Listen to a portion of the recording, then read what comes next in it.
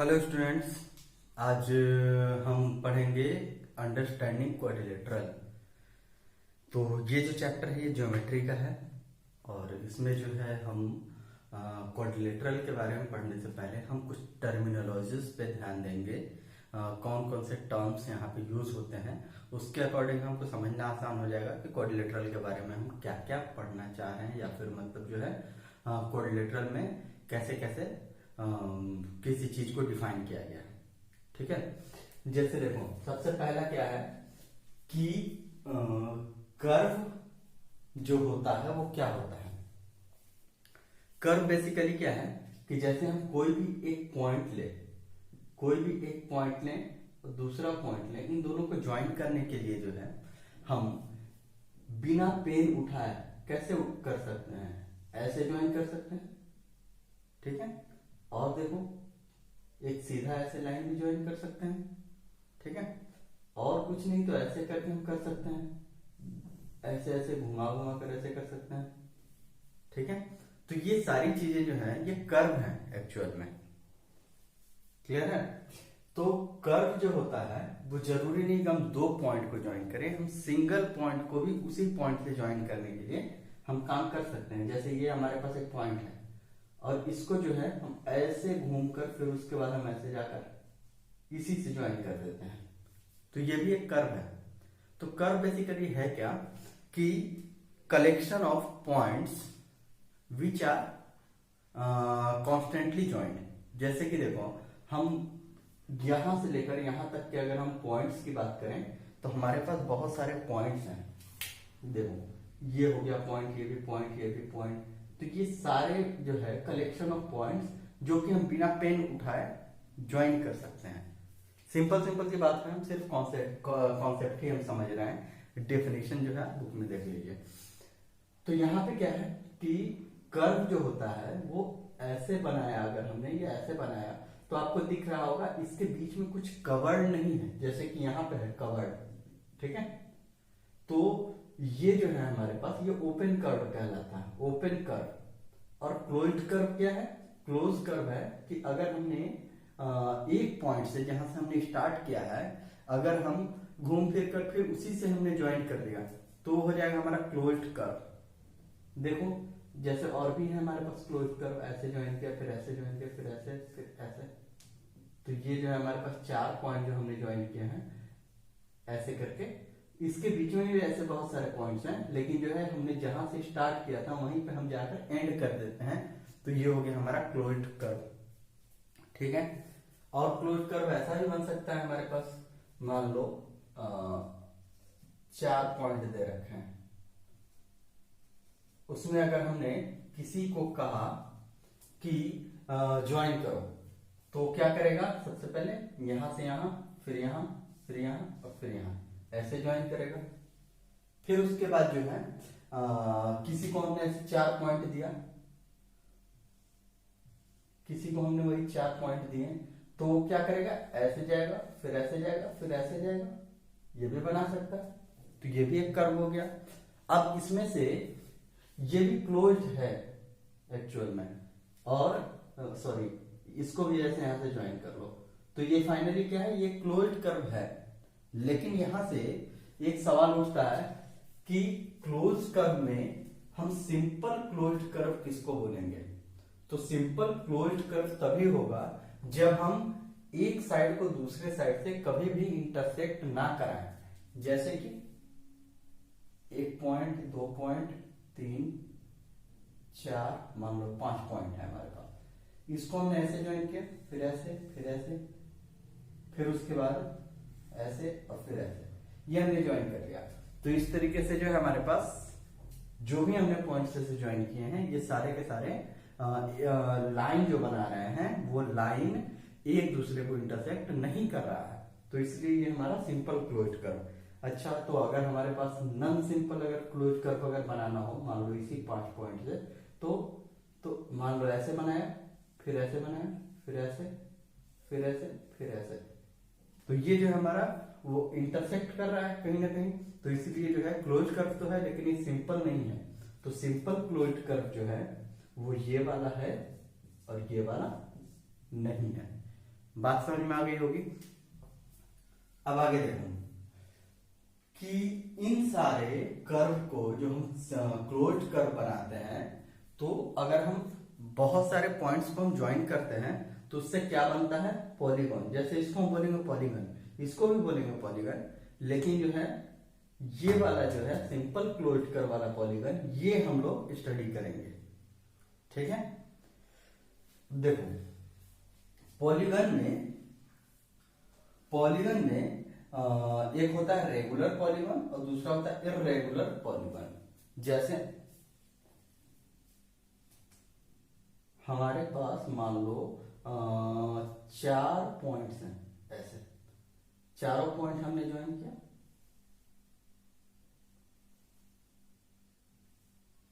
तो यहां पे आपको दिख रहा होगा कि सारे साइड्स अप्रोक्सीमेट जो है वो अनइक्वल है। जैसे कि मान लो कि ये 3 सेंटीमीटर है, ये 4 सेंटीमीटर है, ये 5 सेंटीमीटर है और ये जो है 3.5 सेंटीमीटर है, ऐसा हो सकता है। तो ये जो है हमारे पास चारों साइड्स अनइक्वल है, ये है इर्रेगुलर। चारों क्या, अगर हम 3 साइड भी इक्वल ले लें और चौथा साइड अनइक्वल ले लें तो भी जो है हमारे पास ये इर्रेगुलर पॉलीगन ही होगा। देखो मान लो ऐसा बनाया, ऐसा बनाया, ऐसा बनाया और फिर ये बना दिया, तो इस तरीके से मान लो ये 3 सेंटीमीटर 3 सेंटीमीटर 3 सेंटीमीटर, ये तीनों तो बराबर है, लेकिन ये मान लो 5 सेंटीमीटर है। तो इस तरीके से जो है हमारे पास ये इर्रेगुलर आ गया। अब रेगुलर पॉलीगन क्या है, तो रेगुलर पॉलीगन में देखो चारों साइड बराबर होने चाहिए। और अभी सुनो, जैसे मान लो कि हम एक क्वाड्रिलेटरल बना रहे हैं,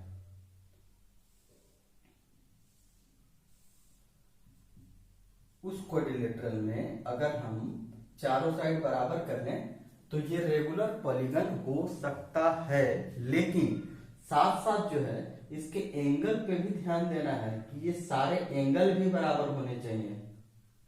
द पॉलीगन का मतलब होता है the closed curve which has an side, मतलब कि नंबर ऑफ साइड जो है मान लो कि 3 हो गया, 4 हो गया, 5 हो गया, इस तरीके से। तो ये जो है हमारे पास, जैसे हमने यहाँ पे 4 साइड का बनाया है, चारों साइड हमने बराबर रखा और साथ ही साथ ये चारों एंगल भी हमने बराबर रखे हैं। तो इस तरीके से ये हो गया हमारे पास रेगुलर पॉलीगन। कोई कहेगा कि देखो हमने ऐसा बनाया, रोम्बस, आपको पता होगा रोम्बस, तो ये चारों साइड जो है हमने बराबर बना दिया, क्या ये सर रेगुलर पॉलीगन है? तो मैं कहूंगा कि नहीं, ये रेगुलर पॉलीगन नहीं है। क्यों? क्योंकि इसके साइड ना सिर्फ बराबर है, एंगल तो बराबर नहीं है। ये और ये चारों एंगल तो बराबर नहीं है, आपको दिख रहा होगा। तो इस तरीके से हम बोलेंगे, इसको रेगुलर पॉलीगन ही बोलेंगे, इसको रेगुलर पॉलीगन। तो ये क्या हो गया फिर? तो ये हो गया इर्रेगुलर पॉलीगन में। क्लियर है? तो सिर्फ साइड अगर बराबर हो और एंगल अनइक्वल हो तो हम उसको रेगुलर नहीं कहेंगे। चारों साइड और साथ साथ एंगल भी बराबर होने चाहिए, तभी जो है वो रेगुलर। अदरवाइज अगर इस तरीके का बना हो तो भी इर्रेगुलर, और ये बाकी सारे आप समझिए रहे। तो इस तरीके से हम कर्व के बारे में हम समझ गए हैं। पॉलीगन जो है, पॉलीगन में क्या होता है? The closed curve having in sides, मतलब एन जो है, एन साइड के अगर हम कभी भी कोई क्लोज कर्व बनाते हैं, सिंपल क्लोज कर्व, तो हमारा वो पॉलीगन कहलाएगा। ठीक है। अब पॉलीगन में एक और चीज आप समझ लो, पॉलीगन में एक और चीज समझ लो कि नंबर ऑफ साइड्स के अकॉर्डिंग, जैसे एन अगर हमने 2 लिया तो क्या हम 2 साइड का कोई क्लोज कर्व बना सकते हैं? देख लो, एक साइड बनाया और दूसरा साइड बनाया, क्या ये क्लोज कर्व हो सकता है? नहीं हो सकता। आप इसको और नजदीक बना दो तब भी क्या ये क्लोज कर्व होगा? नहीं होगा। तो इस तरीके से जो है 2 साइड का कभी भी क्लोज कर्व पॉसिबल नहीं है। 2 साइड का क्लोज कर्व पॉसिबल नहीं है तो हम उसको पॉलीगन में नहीं कह सकते। तो हमारे पास मिनिमम क्या चाहिए? मिनिमम चाहिए 3 साइड्स। तो 3 साइड वाले को हम बोलते हैं ट्रायंगल। 3 साइड वाले को हम क्या बोलेंगे? ट्रायंगल। 4 साइड वाले को हम क्या बोलेंगे? क्वाड्रिलेटरल। क्वाड्रिलेटरल। और यही जो है अभी आज का हमारा टॉपिक है कि अगर हम एक पॉलीगन में 4 साइड ले लें तो क्या कहलाएगा? क्वाड्रिलेटरल। ठीक है। अब इसके बाद 5 साइड अगर हम लें तो 5 साइड वाले को हम बोलते हैं पेंटागन। पेंटागन। फिर 6 साइड वाले को हम हेक्सागन, 7 वाले को हेप्टागन। इस तरीके से आप बुक में भी देख लेना, नाम हम बहुत सारे हैं, लेकिन हम जनरली हम क्या याद रखेंगे? 6 तक याद रख लो, हेक्सागन। 6 तक वाले को नाम रख लो, नाम याद रख लो, हेक्सागन। अदरवाइज इसके आगे हम बोलते हैं एन साइडेड पॉलीगन। ठीक है। तो अब इसके बाद आता है हमारा कि एडजेसेंट साइड क्या कहलाएगा। कभी भी अगर हम कोई एक कर्व बनाते हैं, जैसे क्वाड्रिलेटरल ही बना लेते हैं, ये मान लो क्वाड्रिलेटरल हमने बनाया, इसका नाम रख दिया हमने ABCD। ठीक है। तो एडजेसेंट साइड कौन कौन होगा? तो हम कह सकते हैं AB and BC adjacent side है, ये और ये adjacent. BC and CD, BC CD ये दोनों एडजेसेंट है। DA और DC, DA एंड DC ये भी एडजेसेंट साइड हो जाएगा। और कौन होगा? AB एंड AD, AB और AD एडजेसेंट साइड। अब इसमें देखो कि ये जो मैंने अभी बताया, इसमें हमने एक क्राइटेरिया हमेशा फुलफिल करा। वो क्या? कि इसमें जो है, जैसे हमने मान लो कि यही वाला लिया AB एंड BC, तो AB एंड BC में एक एंगल जो है वो आपको कॉमन मिलेगा। सही है। AB और BC में एक कॉमन वर्टेक्स होता है, इसको हम क्या बोलते हैं? वर्टेक्स। वर्टेक्स। और ये वाले को हम क्या बोलते हैं? साइड। ये जो है हमारे पास लाइन, इसको हम बोलते हैं साइड्स। और इसको हम क्या बोलेंगे? ये वाला जो हमारा एंगल, उसको हम बोलते हैं वर्टेक्स। सही है। तो अब जो है हम ये देखेंगे कि कभी भी हम एडजेसेंट साइड्स लेंगे तो उसमें कॉमन वर्टेक्स होना चाहिए। The two sides having common vertex. तो हम जैसे मान लो कि DA और DC ले रहे हैं, तो DA DC, इसमें आपको दिख रहा होगा एंगल D जो है वो इंक्लाइंड है उन दोनों से, तो इसलिए जो हम इसको बोलेंगे एडजेसेंट। अच्छा, एडजेसेंट यहाँ पे कौन नहीं है? तो ये देखो, हमने AD लिया और BC लिया, तो AD और BC में आपको AD यहाँ है और BC यहाँ है, क्या इन दोनों में आपको कोई कॉमन एंगल दिख रहा है या वर्टेक्स दिख रहा है? नहीं। तो इसलिए जो है हम इन दोनों को एडजेसेंट नहीं कहेंगे। ठीक है। अब एडजेसेंट एंगल की बात आती है, तो एडजेसेंट एंगल जो है वो क्या होगा? वो होगा, इसी डायग्राम से समझ लो कि angle A and angle B adjacent angle है। Angle B and angle C, angle C and angle D, angle D and angle A, ये चारों जो हैं ये एडजेसेंट एंगल है। जैसे कि इसको अगर मैं बोलूं एंगल A और एंगल B, ये एडजेसेंट एंगल कैसे हो गया? देखो एंगल A और B के बारे में देखो, तो इसमें आपको दिख रहा होगा कि ये जो है साइड AB पे ही बना हुआ है। तो the angle which has the two angles which has one side common. ठीक है।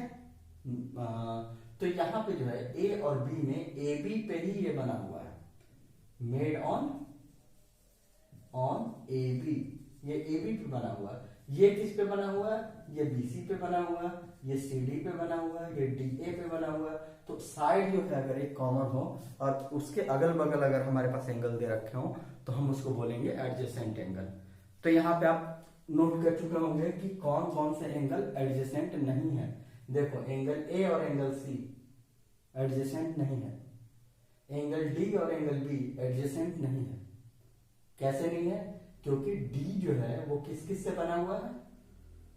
एंगल D जो बना हुआ है वो या तो CD पे बना हुआ है या AD पे बना हुआ है, लेकिन एंगल B जो है वो AB या BC पे बना हुआ है। तो इस तरीके से हमारे पास कोई भी एक साइड ऐसा कॉमन नहीं है जिससे वो एंगल D या एंगल B इंक्लाइंड हो। सही है, मेरे ख्याल से बात समझ में आ रही होगी। ये बहुत ही सिंपल सिंपल सी बात है, हम डेफिनेशन पे नहीं जा रहे हैं, हम सिर्फ और सिर्फ जो है इस बात को समझ रहे हैं कि प्रैक्टिकली हमको देख के कैसे समझना है कि एडजेसेंट एंगल कौन है या एडजेसेंट साइड्स कौन है। अब आगे देखो, डायगोनल्स। डायगोनल क्या होता है? जैसे कि हमने क्वाड्रिलेटरल ही बनाया, मान लो एक क्वाड्रिलेटरल बना लिया, इसमें आपको दिख रहा होगा ए बी सी डी में कौन कौन एंगल एडजेसेंट नहीं है। तो मैं कहूंगा एंगल ए और एंगल सी एडजेसेंट एंगल नहीं है, ठीक है। तो अब इसमें अगर हमने ज्वाइन कर दिया तो इसी को हम बोलते हैं डायगोनल। डायगोनल, तो डायगोनल कौन कौन हो गया? एसी हो सकता है, और कौन हो सकता है? बीडी हो सकता है। क्या हम एबी को डायगोनल कह सकते हैं? नहीं। क्यों नहीं? क्योंकि AB जो होता है वो A और B ये दोनों एडजेसेंट एंगल्स हैं, तो एडजेसेंट एंगल को ज्वाइन करके कभी भी डायगोनल आपको नहीं मिलेगा। तो इस तरीके से हम कह सकते हैं कि हमारे पास यहाँ पे दो डायगोनल है, AC एंड BD, ठीक है। तो डायगोनल्स का डेफिनेशन ये कह सकते हो कि the lines joining of two non adjacent vertex, ठीक है। दो नॉन एडजेसेंट वर्टेक्स को अगर हमने ज्वाइन किया तो डायगोनल बनेगा। एक ट्रायंगल मैं बना रहा हूं, एक ट्रायंगल जो है, मान लो एक ट्रायंगल है, इस ट्रायंगल में ABC में कितने डायगोनल हैं? तो आप यहां पे देखेंगे कि डायगोनल के लिए तो एडजेसेंट एंगल चाहिए, तो A के साथ एडजेसेंट कौन है? या तो B है या फिर C है। A और C को एडजेसेंट कह सकते हैं, A और B को एडजेसेंट कह सकते हैं। तो क्या हम A से B को ज्वाइन करेंगे तो क्या वो डायगोनल देगा? नहीं देगा। A से C को ज्वाइन किया तो क्या वो डायगोनल देगा? नहीं देगा। उसके अलावा और कोई वर्टेक्स है नहीं। तो यहां पे हम कह सकते हैं कि triangle has no diagonal. Triangle has no diagonal. Triangle एक ऐसा क्लोज कर्व है जिसका डायगोनल होता ही नहीं है, ठीक है। अब इस तरीके की चीज हमने भी समझ ली। ये वाली चीज मैं मिटा रहा हूं यहां पे।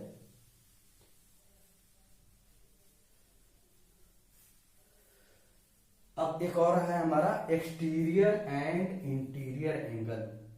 तो ये जो हम अभी बात कर रहे थे यहाँ पे, ये वाला एंगल, ये वाला एंगल, ये सब जो मैं बना रहा था, ये एक्चुअल में इंटीरियर एंगल कहलाता है। जैसे कि मान लो एक ऐसा क्वाड्रिलेटरल ही बना रहे हैं, क्वाड्रिलेटरल हमने बनाया, और इस क्वाड्रिलेटरल में ये जो मैं ये बना रहा हूं, ऐसे मान लो कि ABCD है,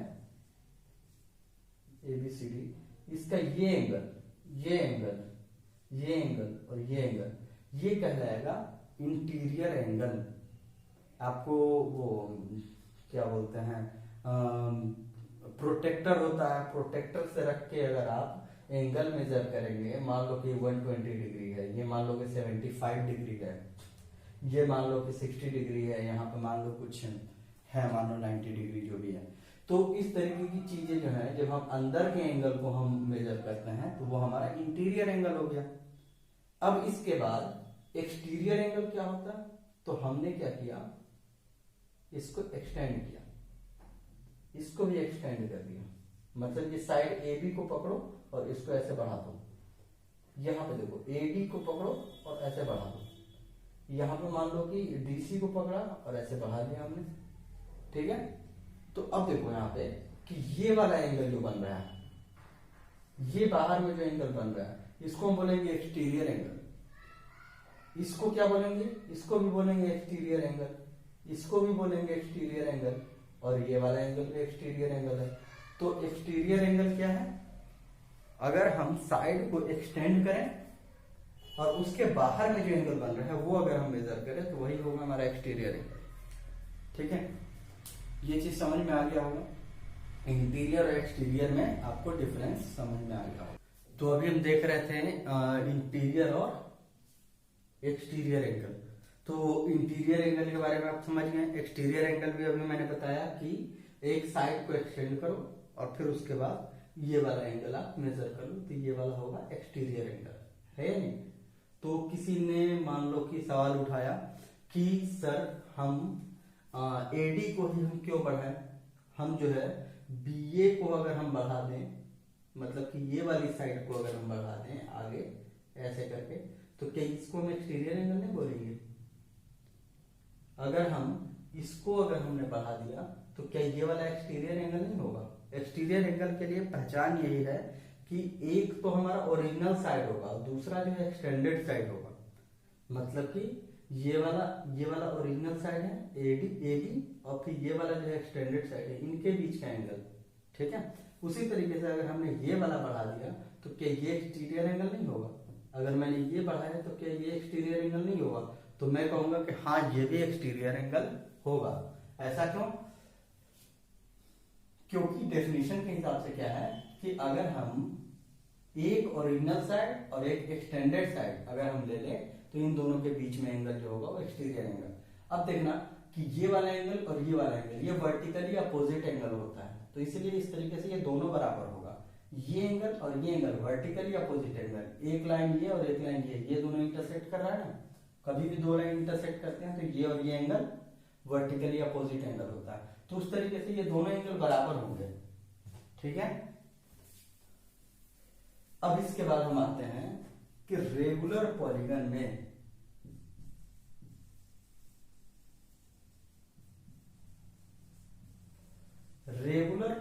में हम अगर जैसे हम कितने साइड का ले लें,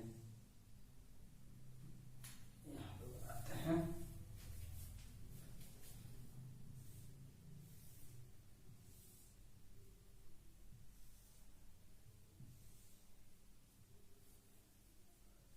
मान के चलो कि इरेगुलर है, मतलब कि इसके सारे साइड्स बराबर हैं, सारे साइड्स बराबर हैं और साथ ही साथ सारे इंटीरियर एंगल ये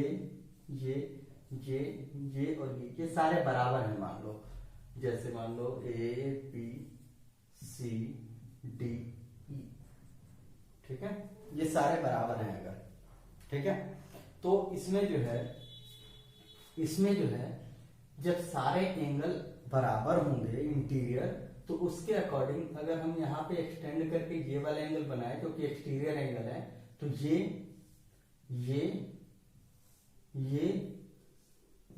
और ये सारे एंगल जो होंगे वो एक्सटीरियर एंगल होंगे और आपस में इक्वल होंगे।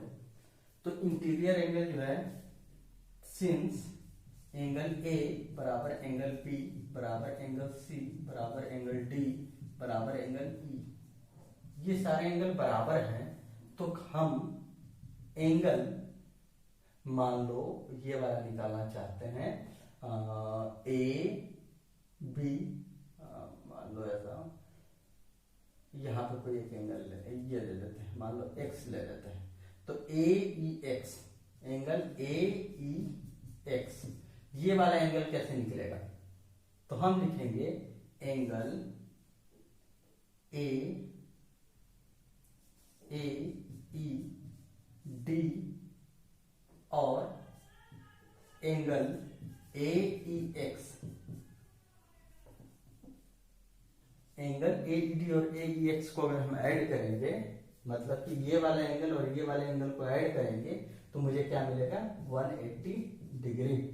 तो इस तरीके से एंगल ए ई एक्स क्या होगा, ए ई एक्स जो होगा 180 minus angle A E D. A E D मतलब क्या, ये वाला एंगल, ए ई डी ये वाला एंगल, तो ये वाला एंगल जो होगा ये इंटीरियर एंगल है, ठीक है। और चूंकि ये सारे इंटीरियर एंगल आपस में बराबर हैं, तो हम ये देख रहे हैं कि जब ये वाले एंगल बराबर हैं तो 180 में से माइनस करने पे ये सारे एंगल भी तो बराबर आएंगे। जैसे कि ये वाला एंगल हमने कैसे निकाला, 180 में से इसको माइनस करके, ये एंगल कैसे निकालेंगे 180 में से इसको माइनस करके, ठीक है। ये एंगल कैसे निकालेंगे 180 में से इसको माइनस करके, और ये सारे अंदर वाले बराबर है तो बाहर वाले भी बराबर होंगे, ठीक है। 180 में से ही तो माइनस करना है। तो इस तरीके से हम कह सकते हैं कि for regular polygon all exterior angle are also equal, interior तो पहले से हमने पढ़ा है कि रेगुलर पॉलीगन में इंटीरियर एंगल इक्वल होता है। एक्सटीरियर एंगल के बारे में भी हम जान रहे हैं कि अगर रेगुलर पॉलीगन हुआ तो एक्सटीरियर एंगल भी इक्वल होंगे। ठीक है, तो पॉलीगन को जो है हम एक और तरह से हम कैटेगराइज करते हैं, वो है convex polygon and concave polygon. Convex polygon में क्या होता है कि कभी भी अगर हम एक क्वाड्रिलेटरल बनाते हैं, या क्वाड्रिलेटरल कह लो, या पहले ये बना लेते हैं, कोई भी पॉलीगन बनाते हैं ऐसा करके, ऐसा हमने बनाया, ये मान लो ए है, बी है, सी, डी और ई। ठीक है, तो इसको बनाने में हमने एंगल को, अगर हमने इंटीरियर एंगल को मेजर किया तो इंटीरियर एंगल कौन कौन है, ये और ये। ठीक है, तो इंटीरियर एंगल जो होंगे वो 180 डिग्री से कम होगा। ठीक है, कभी भी अगर हम कॉन्वेक्स पॉलीगन बना रहे हैं तो उसमें interior angle has always less than 180 degree. तो यहाँ पे अगर हम इसको कहें तो ये 180 डिग्री से कम क्यों है, देखो जब हम इसको ऐसे एक्सटेंड करेंगे तो यहाँ पे और ये वाला, ये दोनों एंगल मिलकर 180 बनाएगा, तो सिर्फ ये वाला एंगल तो 180 से छोटा ही होगा ना। तो इस तरीके से हम कह सकते हैं कि 180 से कम है। वैसे यहाँ पे भी देख लो, ये भी हमने ऐसे एक्सटेंड किया तो ये एंगल और ये एंगल, तो ये वाला एंगल जो है 180 से इतना तो कम है, ये वाला एंगल कम होगा, तो इस तरीके से ये भी 180 से छोटा। तो आप कोई भी एंगल चेक करके देख लो, यहाँ पे जो है 180 डिग्री से कम होगा। आप एक वो लेना, क्या बोलते हैं, प्रोटेक्टर से एंगल मेजर करके देखो तो ये सारे जो है वो इंटीरियर एंगल जो मिलेगा आपको वो 180 डिग्री से कम मिलेगा। क्लियर है? अब इसके बाद आता है हमारा कि कॉन्वेक्स पॉलीगन में अगर हम प्रैक्टिकली देखें तो कैसे बनाएं। तो यहां देखो, जब हम ए पे, मान लो ए पे कोई एक आदमी खड़ा है, कोई बच्चा खड़ा है, अब उसके बाद जो है वो ए से बी की तरफ जा रहा है, तो उसका फेस जो होगा बी की तरफ होगा, तो इसका मतलब ये राइट ये लेफ्ट। तो अगली बार जब बीसी की तरफ जाना होगा तो किधर मुड़ेगा वो, राइट की तरफ। उसके बाद सी से डी की तरफ जाना हो तो किधर मुड़ेगा वो, फिर से राइट मुड़ा, फिर से ये राइट मुड़ेगा डी से ई की तरफ, और ई से ए की तरफ जाना हो फिर से वो राइट मुड़ा। तो राइट राइट राइट ऐसे अगर मुड़ते जाएगा वो, तो वो कहाँ पहुंच जाएगा, अपने ही पास पहुंचेगा। और फिर ये जो क्लोज कर बना यहाँ पे कॉन्वेक्स पॉलीगन हम इसको बोलेंगे। क्यों? क्योंकि यहाँ पे जब भी हम इस तरीके से हम प्रैक्टिकली बनाते हैं, एक ही डायरेक्शन में मोड़ते जाते हैं, तो क्या होगा, वो 180 डिग्री से कम एंगल बनाएगा, जिसकी वजह से हम इसका नाम देते हैं कॉन्वेक्स पॉलीगन। ठीक है, कॉन्वेक्स पॉलीगन में जितनी भी अभी हम पॉलीगन्स पढ़ेंगे, या मान लो क्वाड्रिलेटरल ही हम पढ़ रहे हैं, तो क्वाड्रिलेटरल में जनरली हम कॉन्वेक्स क्वाड्रिलेटरल पढ़ेंगे। कॉन्वेक्स क्वाड्रिलेटरल, कॉन्वेक्स क्वाड्रिलेटरल क्या है, वो इस तरीके से मान लो क्वाड्रिलेटरल बनाया, एक स्क्वायर बनाया, पैरेललोग्राम बनाया, इस तरीके से जितने भी हम डायग्राम बना रहे हैं ये सारे के सारे जो हैं वो कॉन्वेक्स पॉलीगन के ही अंडर में आते हैं। ठीक है, अब इसके बाद आओ यहाँ पे कॉन्केव पॉलीगन क्या होता है। कॉन्केव पॉलीगन जो है उसका एक सिंपल सा एग्जांपल ये वाला है, ऐसा वाला ये। ठीक है, अभी मैंने बताया कि इसके सारे इंटीरियर एंगल जो होते हैं वो 180 से कम होगा, लेकिन यहाँ पे क्या है, concave polygon has at least one angle is greater than 180 degree, या कह लो उसको कि रिफ्लेक्स एंगल। तो एक एंगल कम से कम जो होगा वो रिफ्लेक्स एंगल होगा। तो ये वाला एंगल जो है वो क्या 180 डिग्री से कम है, 180 डिग्री से ज्यादा है। तो आप चाहो तो वैसे उसको वो प्रोटेक्टर से आप मेजर कर सकते हो, लेकिन मैं यहाँ पे दिखा रहा हूँ कि सपोज यहाँ से हम एक लाइन ऐसे खींचते हैं, मतलब इसी को एक्सटेंड कर लिया, तो यहाँ से यहाँ तक के कितने एंगल हुए, ये तो हो जाएगा 180। तो थोड़ा और अगर हम ऐड कर लें तो 180 डिग्री से बड़ा हुआ। ये भले हो सकता है 30 डिग्री, ये हो सकता है 20 डिग्री, ये हो सकता है 90 डिग्री, कुछ भी हो सकता है, लेकिन ये वाला एंगल जो है वो तो 180 डिग्री से ज्यादा है ना। तो एक एंगल अगर 180 से ज्यादा मिल गया तो वो हम कहेंगे इसको कॉन्केव पॉलीगन। ठीक है, तो अब अगर जो है मैं कहूं कि यही मैंने डायग्राम बना लिया, मान लो ऐसा करके, ऐसा मैंने बना दिया और मैंने कहा कि तुम इसको इस बार एंगल की तरह नहीं, कोई और तरीके से बता सकते हो कि ये जो है कॉन्केव पॉलीगन होगा या नहीं। तो देखो इसके लिए क्या है, मान लो कि इसका नाम क्या है, ए बी सी डी, ठीक है। तो अगर हम ए से सी को ज्वाइन करें तो क्या बनेगा वो, क्योंकि ए और सी जो है तुम लोग कहोगे कि नॉन एडजेसेंट वर्टेक्स हैं, तो इस वजह से ये डायगोनल देगा, ठीक है। अब इसके बाद बी और डी को अगर हम ज्वाइन कर लें तो बी और डी से क्या मिलेगा, तो बी और डी से भी एक डायगोनल ही मिलेगा। अब आपको साफ साफ दिख रहा होगा कि डायगोनल जो है यहाँ पे वो एक्सटीरियर पार्ट में है। तो इसका एक और डेफिनेशन हुआ कि concave polygon has at least one diagonal is in exterior part, कम से कम एक डायगोनल जो होगा वो एक्सटीरियर पार्ट में ही होगा, ठीक है। तो अब जो है हम यहाँ पे आते हैं कि अगर ऐसा है तो क्या हम इसमें कॉन्वेक्स पॉलीगन में भी हम चेक करके देख सकते हैं कि शायद इंटीरियर में है या कहीं हो सकता है कि एक्सटीरियर में आ रहा हो। तो देखो इसको ज्वाइन किया, इसको ज्वाइन किया, ये इंटीरियर में आ रहा है, ये ज्वाइन किया, ये ज्वाइन किया, ये और ये जितने भी डायगोनल है ये इंटीरियर में आ रहा है। अच्छा, ए से अगर हम ज्वाइन करें सी को तो क्या मिलेगा, डायगोनल मिलेगा। उसी तरीके से ए से अगर हम डी को ज्वाइन किया तो भी डायगोनल मिलेगा। तो ये दोनों डायगोनल में कहीं पे कोई है जो एक्सटीरियर में है, नहीं है। बी से देखो, बी से हमने ई को ज्वाइन कर लिया, बी से हमने डी को ज्वाइन कर लिया तो भी डायगोनल बना और ये सारे इंटीरियर में है। सी से ए को ज्वाइन किया जो पहले से ऑलरेडी ज्वाइन है, और अगर हमने सी से ई को ज्वाइन कर लिया तो ये दोनों डायगोनल है। यहां से आपको दिख रहा होगा कि जो भी हमने जितने भी यहाँ पे डायगोनल बनाए, दो कितने हो गए, 1 2 3 4 5 डायगोनल हो गए इसके। तो पांचों डायगोनल जो इसके इंटीरियर पार्ट में है। यहाँ पे दो डायगोनल थे और दोनों डायगोनल जो है उसमें से एक डायगोनल जो है वो एक्सटीरियर पार्ट में, कम से कम एक जो है होना चाहिए। अब एक और देख लो, एक और जो है हमारा ऐसा बना दिया मैंने, एक ये डायग्राम बनाया मैंने। तो यहां पे मान लो A B C D E F ऐसे बना लिया। अब अगर हम यहाँ पे ज्वाइन करने जाएं तो मान लो कि ए से हम ज्वाइन करना चाहते हैं, तो ए से हमने सी को ज्वाइन किया, इंटीरियर पार्ट में बना।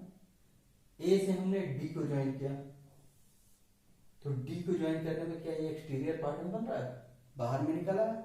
अब ए से ई को भी ज्वाइन करके हम डायगोनल बना सकते हैं। तो ई को जब हमने ज्वाइन किया तो वो जो है आपको दिख रहा होगा ये एक्सटीरियर पार्ट में है, ये भी है, ये भी है, ये बने नहीं है लेकिन जो है बाकी तो है। इस तरीके से हम देख सकते हैं कि कम से कम एक तो डायगोनल बाहर में है ना। तो आपको ऐसा कोई भी दिख जाए कि हम कोई ऐसा डायगोनल बना लें जो कि एक्सटीरियर पार्ट में आ रहा हो, तो हम श्योर कह सकते हैं कि वो हमारा कॉन्केव पॉलीगन है। एक और मैंने भी तरीका बताया था चल के बच्चों की तरह। तो यहाँ पे देखो क्या करो, कहाँ बैठोगे, ए पे बैठ जाओ, ठीक है। ए पे बैठने के बाद तुम इधर चलो बी की तरफ, तो हम मुंह किधर होगा, बी की तरफ होगा, और इधर हो गया राइट और इधर हो गया लेफ्ट।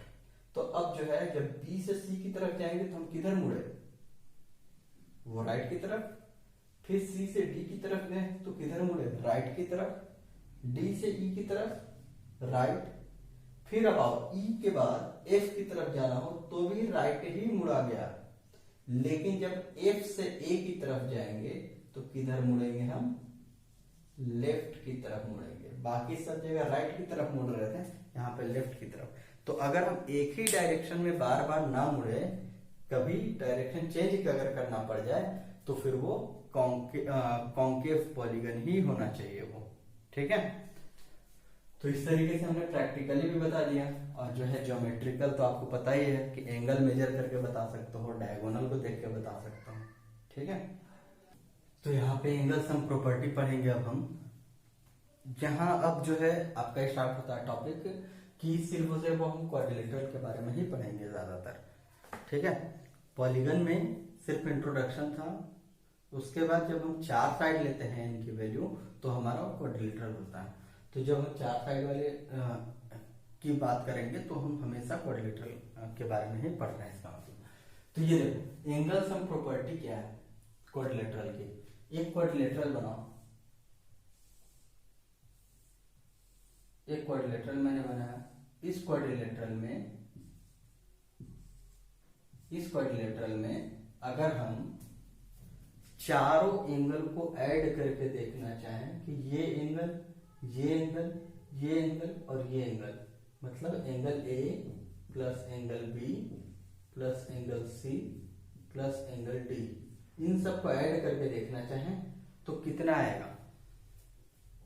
तो इसकी वैल्यू होती है 360 डिग्री, ठीक है।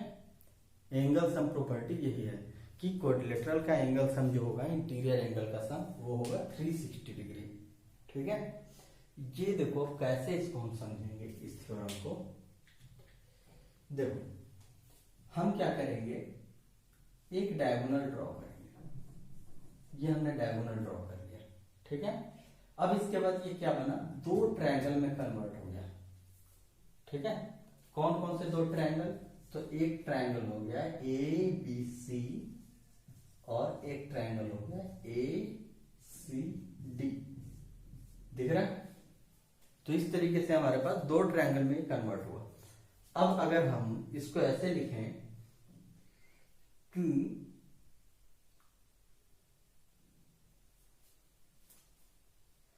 इसको हम ऐसे लिखें, देखो सपोज कि एंगल ए बी सी और डी का ही सम निकालना है हमको।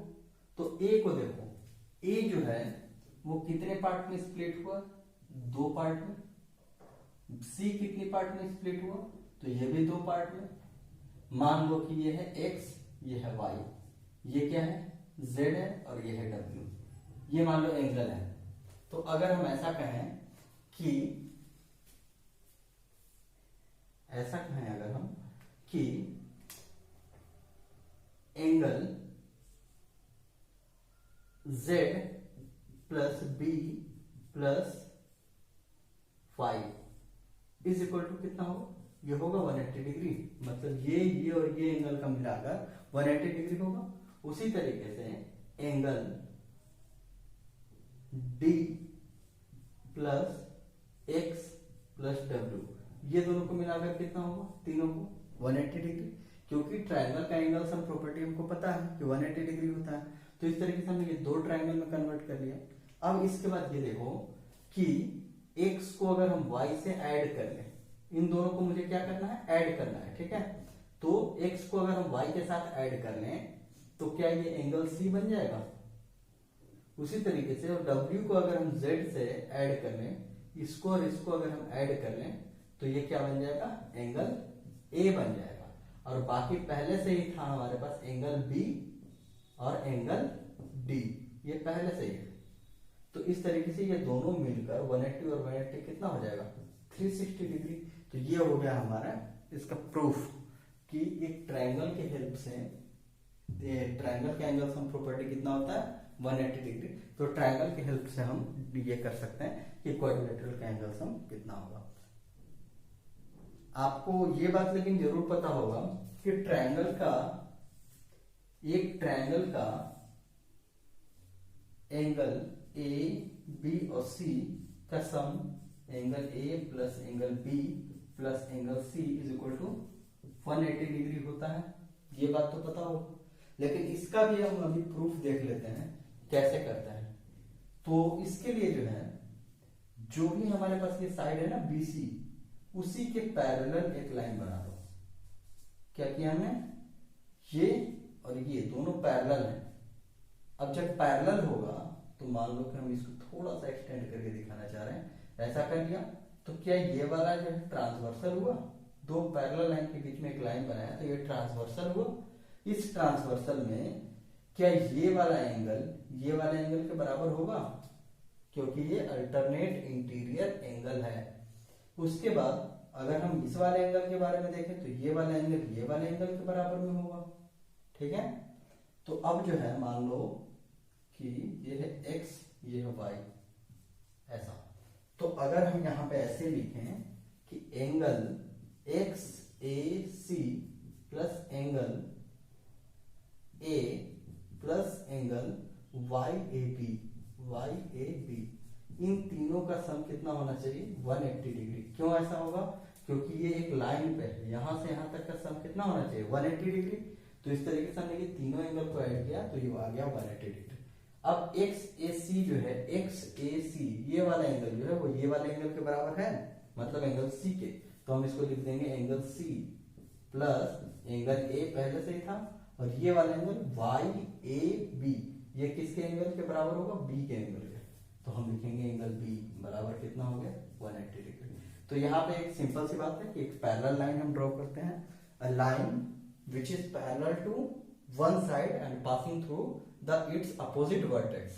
अगर हम ये लाइन ज्वाइन कर लेते हैं, ड्रॉ कर लेते हैं, तो पैरेलल लाइन वाली प्रॉपर्टी लगा के कि this and this are alternate interior, this and this are alternate interior angle, so total sum of this angle is equal to 180 degree. अब इस वाले एंगल को इससे रिप्लेस कर दिया, ये वाले एंगल को हमने इससे रिप्लेस कर दिया, और ये वाला एंगल ऑलरेडी इंटीरियर एंगल में है, एंगल ए। ठीक है, तो इसलिए तीनों का सम कितना हो गया? 180 डिग्री।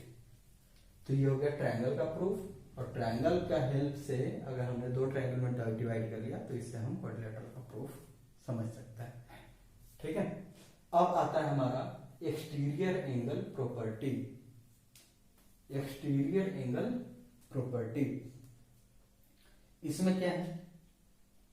कोई भी अगर हमें क्वाड्रिलेटरल बनाते हैं, कोई भी क्वाड्रिलेटरल बनाते हैं, तो एक्सटीरियर एंगल आपको पता है कि ये बढ़ाया, ये बढ़ाया, ये बढ़ाया और ये बढ़ाया, तो इस तरीके से ये वाला एंगल जो है वो क्या है? Exterior angle. तो एक्सटीरियर एंगल प्रॉपर्टी क्या कहता है कि all the exterior angle have sum is equal to 360 degree. ठीक है, कैसे? तो हम लिखेंगे, मान लो ये A है, B है, C है, D है, तो हम ऐसे लिखेंगे exterior angle of angle A plus exterior angle B plus exterior angle C plus exterior angle D is equal to 360 degree. ये सारे एक्सटीरियर एंगल का सम कितना हो गया? 360 डिग्री। इसको कैसे हम समझेंगे?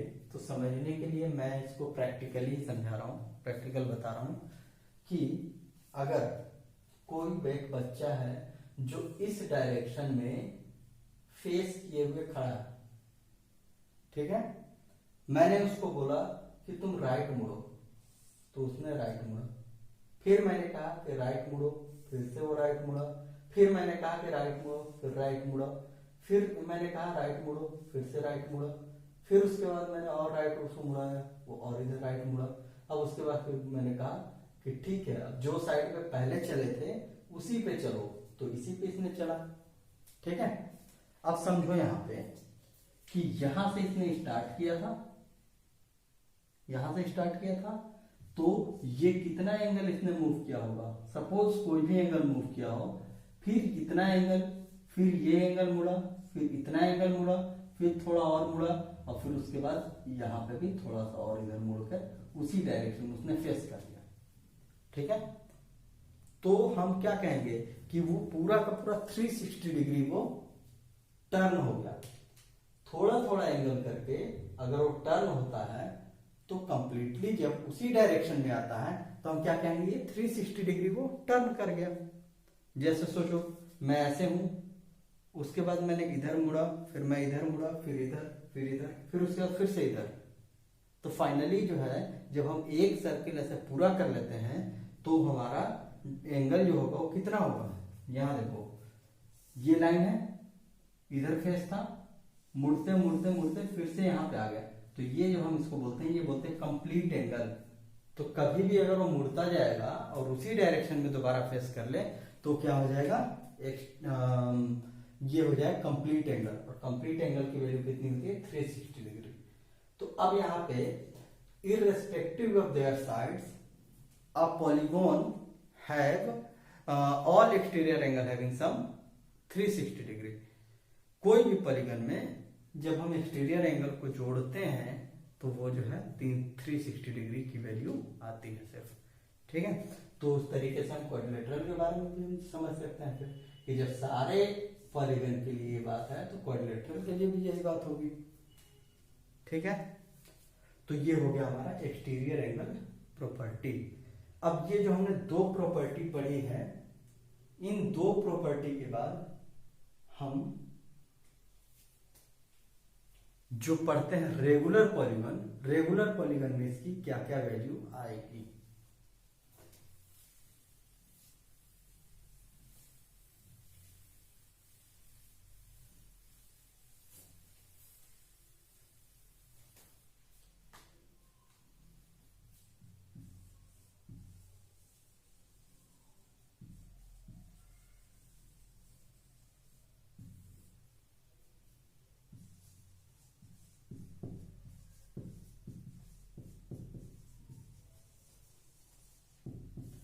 तो रेगुलर पॉलीगन में एक्सटीरियर और इंटीरियर एंगल के बारे में समझ रहे हैं।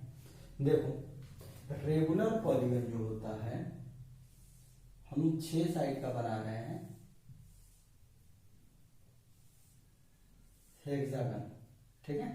ये सारे साइड्स बराबर है, सारे एंगल भी बराबर है, ऐसा समझ लो, ठीक है।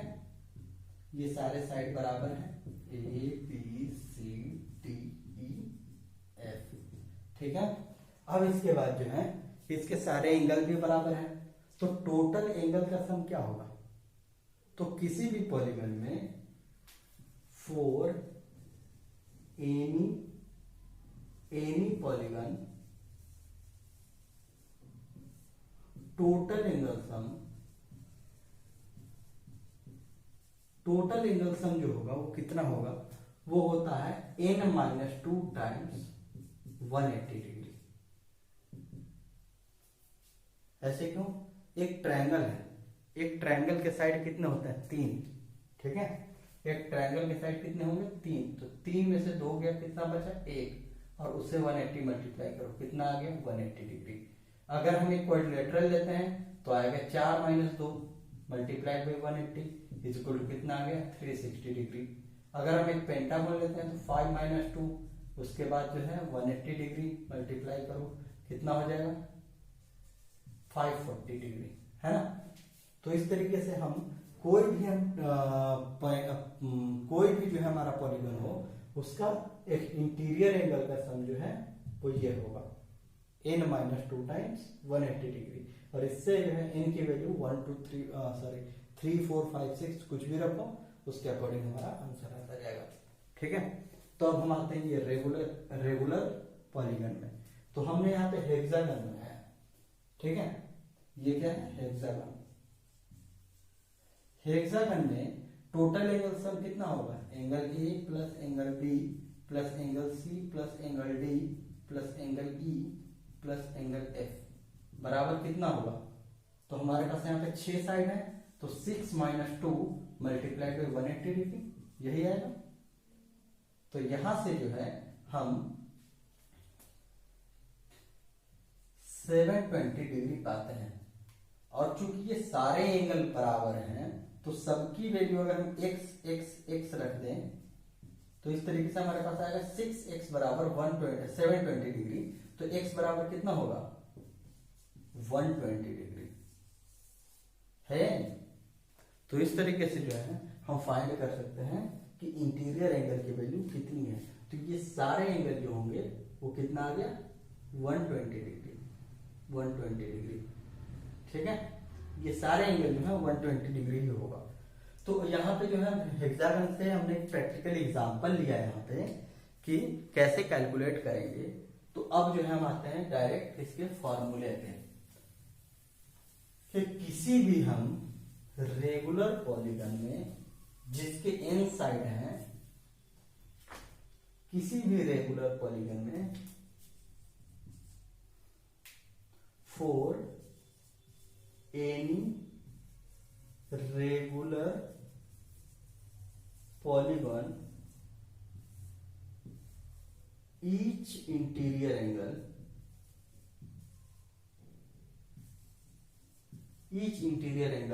have value n minus 2 times 180 degree. ये तो हमारा हो गया टोटल एंगल सम। अब उसमें जो है कितने साइड्स हैं इसके, कितने एंगल हैं टोटल, तो n से डिवाइड कर दो। तो n minus 2 180 divided by n, ये वाली वैल्यू जो है इसके ईच इंटीरियर एंगल को बता देगा। ठीक है, हमने यहाँ पे किया क्या था, 6 माइनस 2 180 डिग्री निकाला और उसके बाद हमने किससे डिवाइड किया, 6 से डिवाइड किया। तो इसलिए n माइनस 2 अपॉन n, ये वाला जो इसका जनरल फॉर्मूला है। ये किसी भी रेगुलर पॉलीगन के लिए है, 5 साइड के, 6 साइड के, 10 साइड के, 50 साइड के, कितने भी हो हम इस वाले फॉर्मूले से निकाल सकते हैं। ठीक है, अब आते हैं हम यहाँ पे, ये हेक्सागन के बारे में देख लिया 120 डिग्री। आप एक बार क्या करना, क्वाड्रिलेटरल के बारे में देख लेना। क्वाड्रिलेटरल में जो रेगुलर क्वाड्रिलेटरल बनेगा, रेगुलर वो स्क्वायर बनता है, तो स्क्वायर का एंगल कितना होगा, तो स्क्वायर के एंगल के लिए हम लिखेंगे 4 माइनस 2 टाइम्स 180 डिग्री, मतलब कि 360 और डिवाइडेड बाई 4। तो ये आएगा 360 डिवाइडेड बाई 4 बराबर 90 डिग्री। तो इसके सारे एंगल कितना होंगे, 90 डिग्री के। उसी तरीके से जब आप पेंटागन निकालो तो पेंटागन का कितना होगा, 105 डिग्री। वैसे करके आप कैलकुलेट कर सकते हैं कितने मिलेगा। इन साइड मतलब 3 साइड, तो 3 साइड से अगर हम एक बनाते हैं ट्रायंगल, तो इक्विलेटरल ट्रायंगल को हम कहेंगे रेगुलर पॉलीगन। ये इक्विलेटरल ट्रायंगल है। ठीक है, इसका एंगल सम कितना होता है टोटल 180 डिग्री। तो 180 डिग्री को अगर हम 3 से डिवाइड करें कितना बनेगा, 60 डिग्री। तो ये सारे एंगल कितने कितने होगा, 60 डिग्री। तो इस तरीके से हम ये भी प्रूफ कर सकते हैं कि इक्विलेटरल ट्रायंगल के सारे एंगल जो होते हैं वो 60 डिग्री होते हैं। एक स्क्वायर के सारे एंगल जो होते हैं वो 90 डिग्री होते हैं। एक रेगुलर पेंटागन के सारे एंगल जो होते हैं 105 डिग्री होते हैं। एक रेगुलर हेक्सागन के सारे एंगल कितना होता है, 120 डिग्री होता है। इस तरीके से आप सारे, अगर कोई बोले कि 10 साइड वाले के एंगल का कितना होगा, देखो 10 साइड वाला 10 रख लेना, यहाँ पे आ जाएगा आंसर। तो ये सब हो गया। अब इसके बाद एक्सटीरियर एंगल के बारे में समझो। इसको मैं मिटा रहा हूं, ठीक है।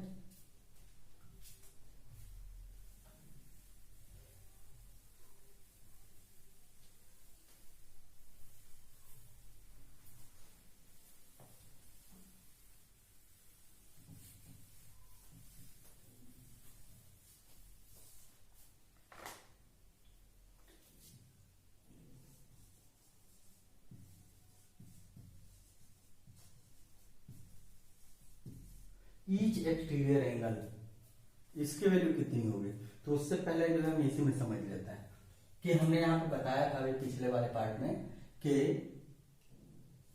एक्सटीरियर एंगल का सम कितना होता है टोटल। कोई भी पॉलीगन हो इसमें sum of exterior angle is equal to कितना होता है, 360 डिग्री। अब इसको जो है अगर हम देखें तो टोटल एक्सटीरियर एंगल कितने हुए, 6 हुए हैं। तो मतलब जितने नंबर ऑफ साइड उतने नंबर ऑफ एक्सटीरियर एंगल।